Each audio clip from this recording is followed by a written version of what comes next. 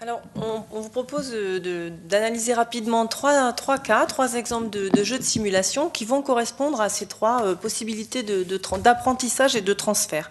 Alors, je ne sais pas du tout comment ça marche. Voilà, merci. Donc, non. Merci. Alors, on a étudié d'abord un jeu d'élevage en ligne de vaches qui s'appelle vacheland.com. Alors, ce jeu a été conçu en 2003 par le Conseil général Poitou-Charentes sous la direction de Jean-Pierre Raffarin pour essayer d'améliorer l'image de l'industrie agroalimentaire, de l'élevage de façon plus générale.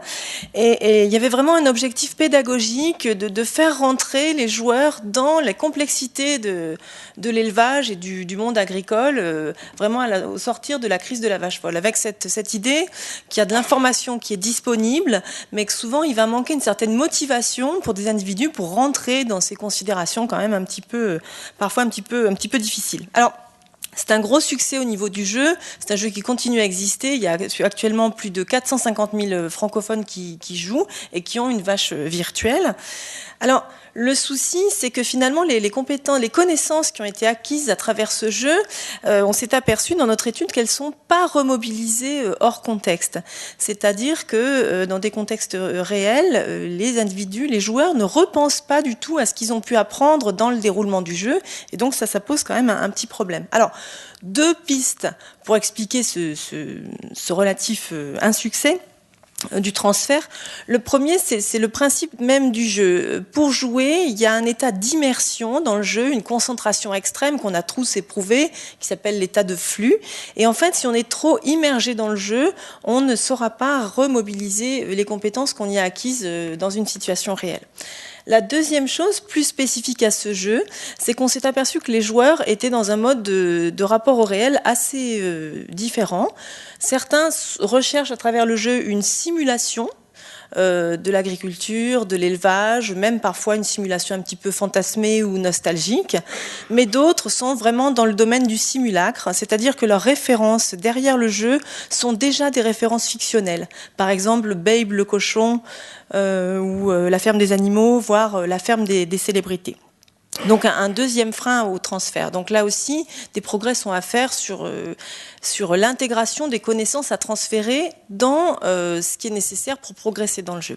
Alors, un deuxième type de transfert est envisagé. C'est un transfert de routine comportementale. L'idée, c'est d'arriver à faire changer des comportements suite à un jeu.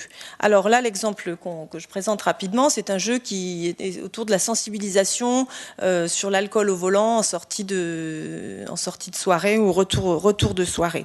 Alors, l'idée...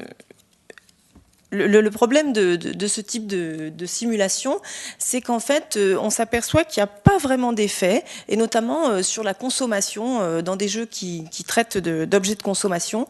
Finalement, les joueurs ne se différencient pas du tout des non-joueurs en termes de consommation, mis à part sur des produits qui n'ont rien à voir avec le thème du jeu, qui sont par exemple des peluches autour des vaches, dans l'idée de Vacheland, et non pas des produits laitiers ou des produits carnés.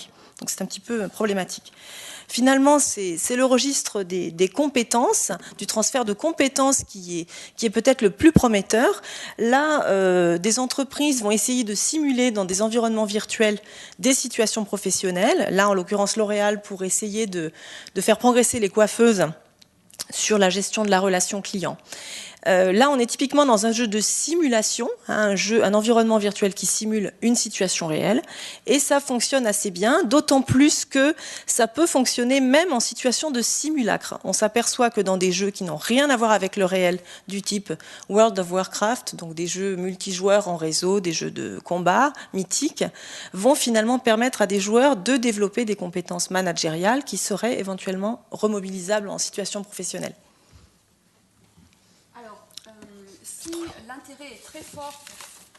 Si l'intérêt est très fort pour l'individu apprenant, un autre usage est en train de se développer très fortement, c'est-à-dire qu'à chaque fois que vous jouez, vous laissez une trace.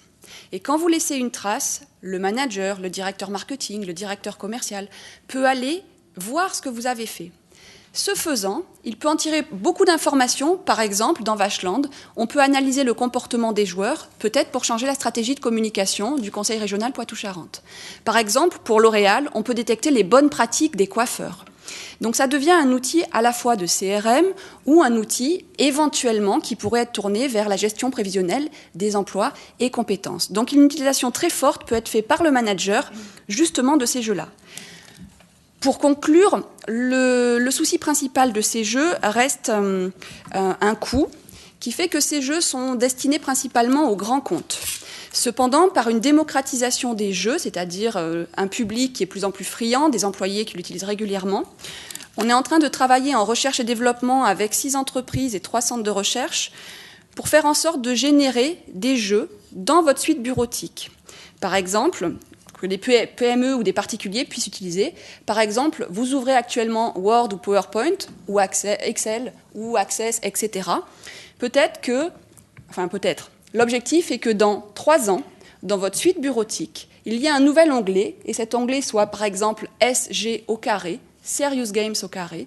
L'idée étant d'apprendre 2 fois du jeu, l'individu et le manager, et que ce système puisse être mis à disposition d'un public professionnel, mais justement à faible coût, permettant une entrée très forte sur le marché de toute une série d'entreprises. Voilà, merci.